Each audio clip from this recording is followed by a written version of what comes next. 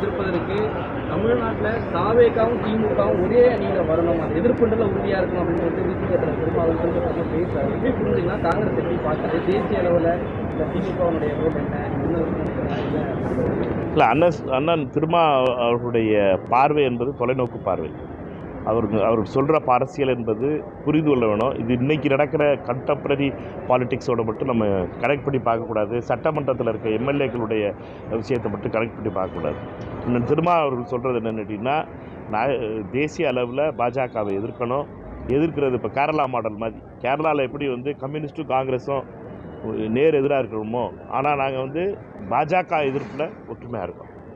அந்த நிலையை அண்ணன் திருமா அவர்கள் சொல்லிட்டு வராங்க. அது மாதிரி தமிழ்நாட்டில் ஒரு நிலை உருவாகணும், அதற்கு இரண்டு கட்சிகளும் அது தயாராகணும் அப்படிங்கிறாங்க.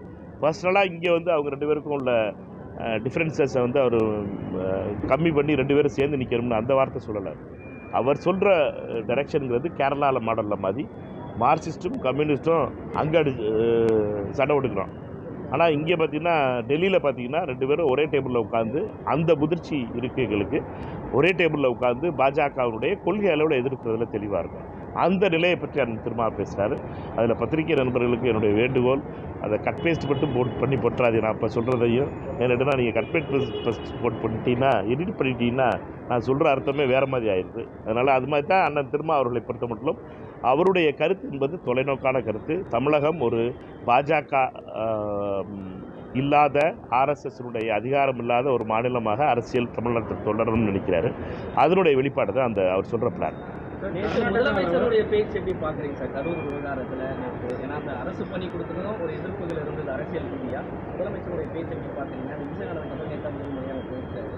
அவர் அந்த பேச்சிலே ரொம்ப தெளிவாக சொல்லியிருக்காரு என்றால் அதை பற்றி மிகவும் அவரை பொறுத்த மட்டும் அது மிகவும் வலி தருகின்ற பெயின்ஃபுல்லான ஒரு பார்ட்டு.